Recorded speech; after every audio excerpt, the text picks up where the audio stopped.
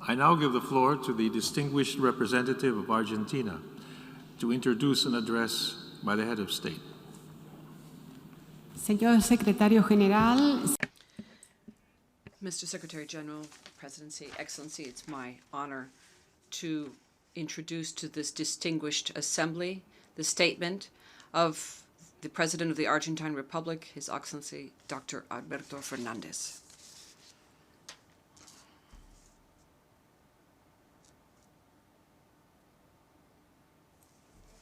I come to this august forum at a unique time for mankind, where we are grappling with a triple pandemic with common roots: the pandemic of global inequity, the pandemic of climate change, and the pandemic of COVID-19. This is not a mere change of trend. This is a real change of era. The scream of a wounded earth, which goes with the scream of entire peoples submerged in backwardness and a lack of protection. The pandemic has revealed the globalization of injustice. At the same time, it has pulled back the veil on the vulnerability that goes beyond all frontiers. Also, the pandemic has awakened the risk of greed, slowness to offer solidarity responses to global problems. And this is why I want to stress before this assembly our conviction that the vaccines against COVID-19 must be global public assets. Argentina celebrates the proposal of patents in the context of the WTO with a view to contributing to promoting production, competency, and local development of vaccines. With public policies focused on decisive support to research and development, from our country, we have managed to integrate ourselves to the global productive change of 2 international vaccines, and we now have production capacity of the entire cycle, which enables us to incorporate new developments.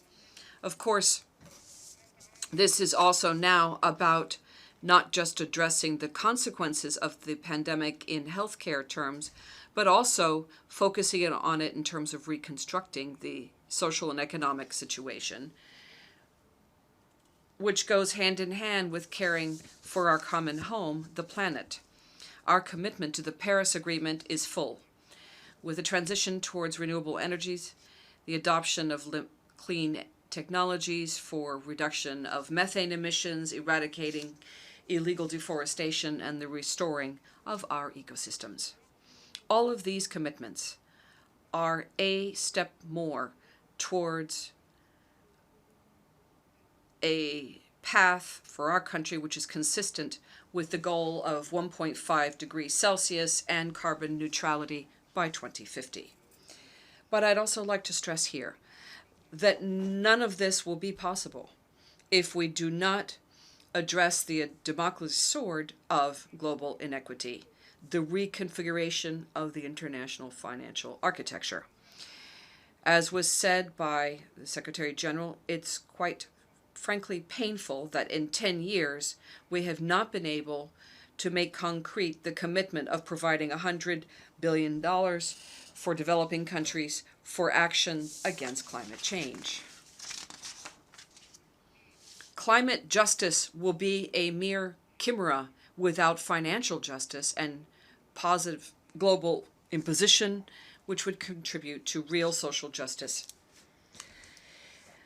And much more so in the context post-pandemic, when the latent risk of a debacle which would be generalized in the form of external debt for developing countries. Latin America and the Caribbean, for example, set aside 57% of their exports for the servicing of the external debt. And I mention the topic of the foreign debt, which is particularly painful for Argentina.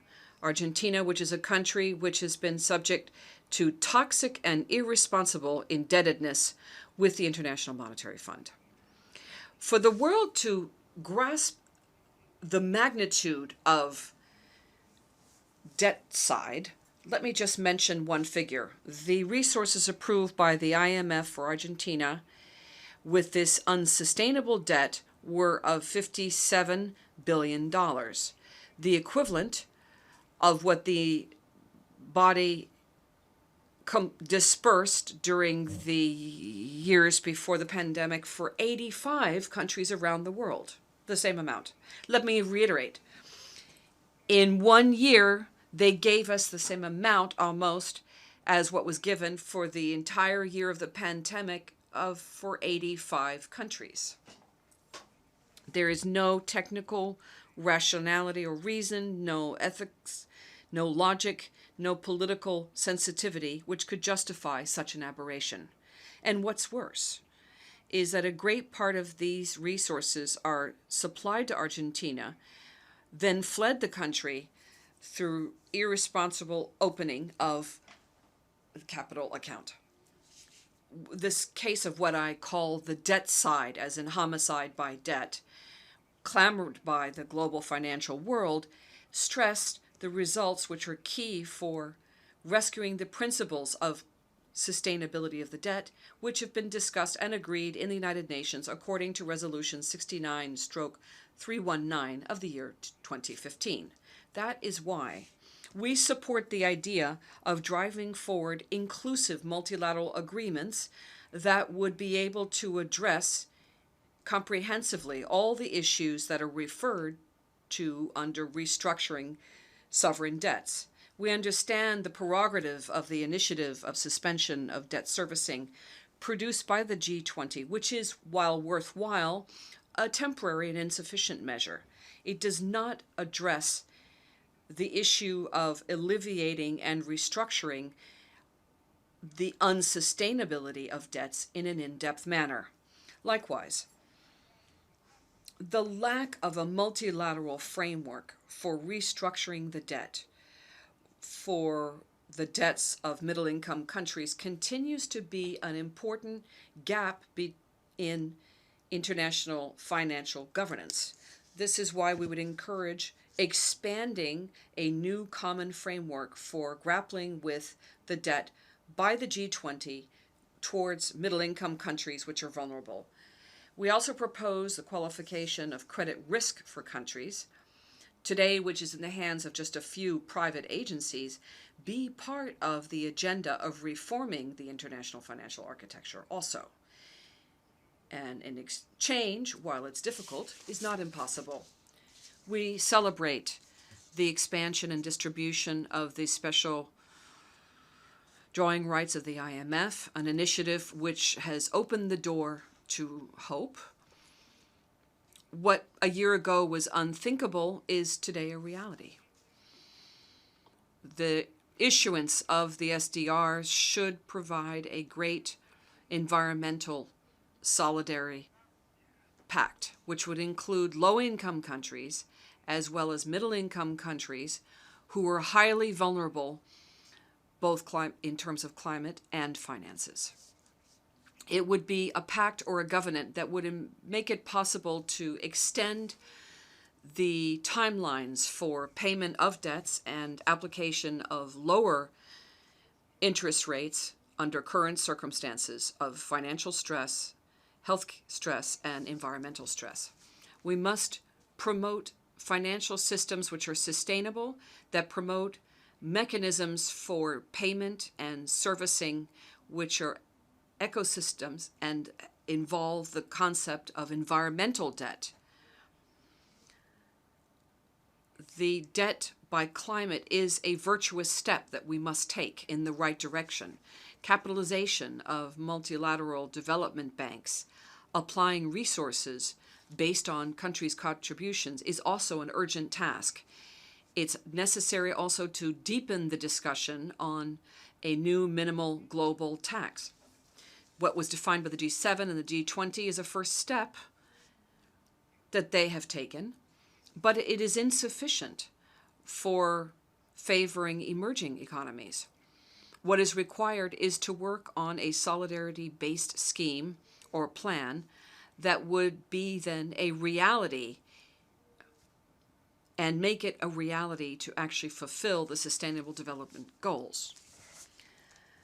Distinguished colleagues, the crisis of COVID-19 is also a crisis of human rights. The pandemic has made more acute violence against women, exacerbated stigmatization of migrants, Afro-descendants, ethnic minorities, LGBTIQ plus persons, senior citizens, persons with disabilities, and it has led to a huge impact on Indigenous peoples. We have the challenge before us of building a new beginning for more fair, inclusive, and equal societies. Prevention and early warning of situations that could lead to massive violations of human rights or early warnings of crimes against humanity or genocides should be one of the major efforts of the United Nations. Argentina is firmly committed to advancing towards universalization of the International Convention for the Protection of All Persons Against Forced Disappearances, which is a crucial instrument to fight impunity. Currently, we are working, along with France, on a third campaign of universalization of the convention so that more states will ratify it, with a view to achieving 100 ratifications by the year 2025. Argentina also assumes with responsibility historical demands in terms of the women's movement and diversity. This is a commitment that's reflected nationally, and its maximum expression is the creation of the Ministry of Women, Gender, and Diversity. With the passing of the law of legalizing abortion, the Argentine state has taken on the responsibility of legislating and protecting with public policies the health and life of women and persons with other identities, gender-based identities, with the capacity to gestate.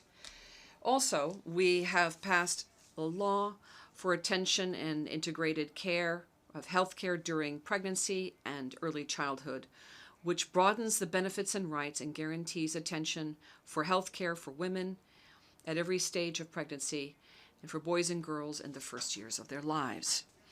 The Argentine government decided to reinforce attention for women who are victims of violence, and at the same time, it has enacted legislation with a gender focus and worked on it in the area of labor and social policies. It is also promoting shared responsibility with a more fair distribution of tasks in terms of care. With regard to diversity and rights, we have made progress in historical measures of expansion and recognition of rights, such as the approval and enactment of the law on labor for trans populations, which stipulates that the national state must guarantee a minimum of 1% of the labor force for transsexual, transgender, and other. And the decree provides for the emission of national documents, identity documents that would recognize non-binary identities. May I now turn to the scourge of terrorism. Argentina would like to highlight the work of the Office of the United Nations Against Terrorism and in its support of states in applying the global strategy irrespective of respecting of international law and human rights, international humanitarian law, and the international law of refugees. 27 years after the attack on the Mutual Association of Argentine Israelis, we see a continuation of the policy that began in this area in 2003 and which continued subsequently to require the authorities of the Islamic Republic of Iran to cooperate with the legal authorities in Argentina to make progress in the investigation of the attack. We would reiterate our request to the international community to meet with the requirements set forth in the red cells, the Interpol, and the possible presence of an accused on their territories, something that Argentina has never stopped claiming. Colleagues from around the world, with regard to the Summit on Food Systems, an event which I would like to applaud, I must say that the topic, in my view, is of the greatest importance, not just for Argentina, but for all of us, given our condition of producers and exporters of healthy food, nutritious food for the entire world. We believe that the transition towards sustainability of production systems of food needs to be gradual and according to the form and time as decided by each country based on its productive, economic, and social reality. There is no single model for development that serves all nations of the world, so it is key to have an inclusive vision of sustainability for food systems with solutions that are adapted to the realities on the ground, social needs, and with the backing of sound scientific evidence. Finally, I would now like to turn to a topic which is of the greatest importance for our nation. The Republic of Argentina reaffirms its right of legitimate sovereignty, which are unavoidable with regard to the Malvina Islands, Georgia to the south, Sandwich to the south, and the surrounding maritime space, which are part of the Argentine national territory. These territories are currently illegally occupied by the United Kingdom and have been for some 188 years now. There is no reason except the intention of the United Kingdom to maintain the clearly colonial and illegitimate situation so that a bilateral dialogue on the Malvinas issue is not resumed. The request of Resolution 2065 of the year 1965 has remained in effect, and it has been renewed on multiple occasions. And more recently, it was renewed by adoption by consensus of the new resolution on the matter by the Special Decolonization Committee on the 24th of June.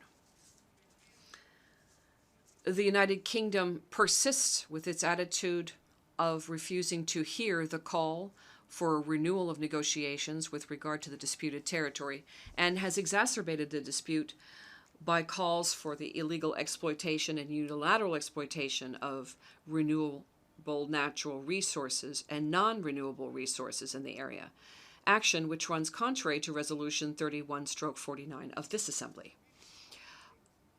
It also insists with the unjustified and disproportionate military presence on the islands, which does nothing more than increase the tension in a region which is characterized as being a zone of international peace and cooperation.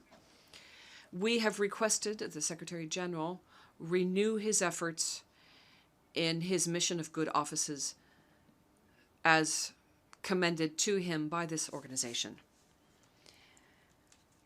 In sum, and to conclude, just as we reject any form of colonialism, we also understand that our humanity is now grappling with the challenge of dealing with exponential technological change and environmental degradation, which is terminal, with a view to comprehensive human development, social justice, and planetary justice.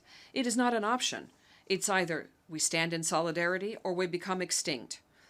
The triple pandemic that I mentioned at the beginning is something we can only emerge from with bold leadership, with innovative ideas and projects that will make it possible for us to make sure that it is just a fantasy. The hands of the clock are speeding up. There's no time to be lost. It's now or never. History will judge us, not by our words, but by our actions. Thank you.